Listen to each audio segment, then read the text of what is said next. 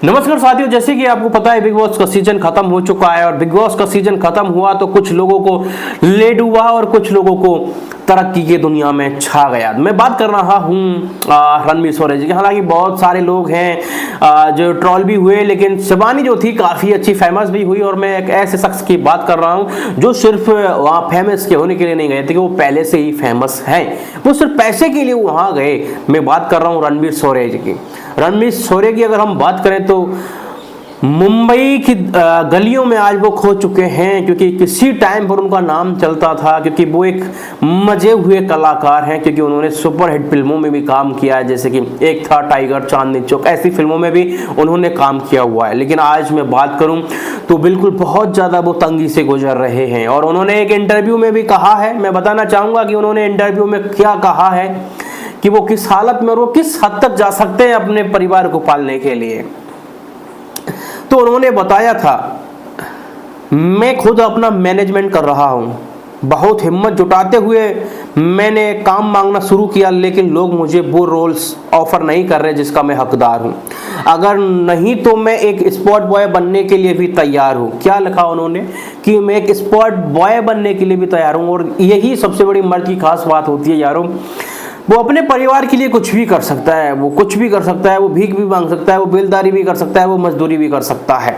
बहुत बुरा वक्त आया तो मैं मजदूरी भी कर लूंगा, मुझे दिक्कत नहीं, मेरे पास हर चीज में एक्सपीरियंस आपको मिल जाएगा। वह कितनी बड़ी बात कही है देखें। और दुख इसी बात का होता है यार, जो कलाकारी की दुनिया में इतना फेमस होने के बाद भी कहीं ना कहीं हमें लग रहा है कि हम आप लोग भी देख रहे हैं कि बॉलीवुड कहीं ना कहीं धीरे धीरे डूब रहा है। हालांकि अभी शाहरुख खान साहब की फिल्म आई तो थोड़ा लगा कि भाई बॉलीवुड जिंदा हुआ है, साउथ की फिल्मों के आगे कहीं ना कहीं बॉलीवुड फीका पड़ता जा रहा है। उन्होंने कहा, हो सकता है लोगों को मेरा ये रवैया खराब लगा हो या उन्हें मेरे अंदर एटीट्यूड लगा हो, जिसकी वजह से मुझे काम मिलना बंद हुआ, पर इसके बावजूद मैंने अपना प्रमोशन और नेटवर्किंग में कभी कमी नहीं की। मैं आपको बताता हूं कि मेरा एक उसूल रहा है, वो ये कि मुझे मेरी पेमेंट टाइम पे चाहिए।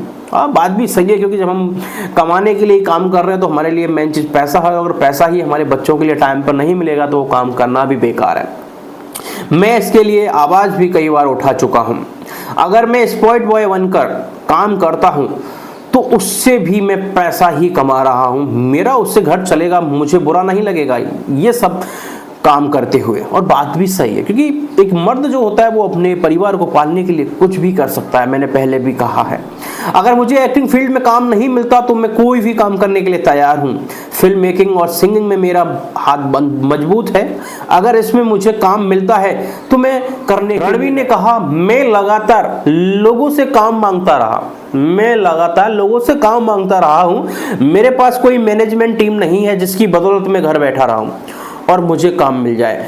तो साथियों, ये सबसे बड़ी बात है। कहीं ना कहीं आप देखिए, जो कहीं ना कहीं स्टार्स के साथ काम किए हुए हैं, सलमान खान साहब जैसे लोगों के साथ काम किए हुए हैं वो। और मैं बात करूं जैसे कि उन्होंने शायद हो सकता है कि शाहरुख खान साहब के साथ भी काम किया हुआ, जब इतने बड़े स्टार के साथ भी काम किया हुआ। और वो ऐसा नहीं है कि वो स्ट्रगल थे, वो सक्सेस कलाकार थे, एक मजे हुए कलाकार थे, फिर भी उनकी हालत हुई। और बिग बॉस में भी उन्होंने एक बयान दिया था जिसमें उन्होंने ये कहा था, मैं यहाँ सिर्फ पैसे के लिए आया हूँ, शील्ड आप रखो, सिर्फ मुझे पैसा चाहिए। और सही बात है यार, क्योंकि कहीं ना कहीं लोगों ने इस चीज को गलत रिलेट किया और बोला कि यहाँ तो इन्होंने बिग बॉस की बेइज्जती कर दी। हालांकि उनका कहना ऐसा नहीं था कि वो बेइज्जती कर रहे हैं, लेकिन बात कुछ दरअसल दूसरी थी, क्योंकि वो अपने परिवार को पालने के लिए वहां पैसे के लिए आए थे। और सीधी बात है, वो पैसा उनके लिए मायने था। तो ये है बात साथियों, आपकी क्या राय है? ऐसी क्या कमी इनकी रही रणवीर शौर्य जी की जिसकी वजह से इनकी ये हालत हुई? इनका एटीट्यूड रहा या फिर और कोई इनकी काबिलियत में कमी थी? ऐसी क्या कमी रही जिसकी वजह से ये हालत हुई? अब बात जैसे कि स्पॉट बॉय बनने की कर रहे हैं। हाँ, कुछ लोग ऐसे होंगे जो स्पॉट बॉय को नहीं समझ पाए होंगे, कुछ समझ रहे होंगे। तो स्पॉट बॉय के बारे में आप क्या समझ रहे हैं, एक बार वो भी आप अपनी राय कमेंट में दे सकते हैं। थैंक यू साथियों, जय हिंद, नमस्कार। मिलते हैं ऐसे एक और नई वीडियो के साथ में।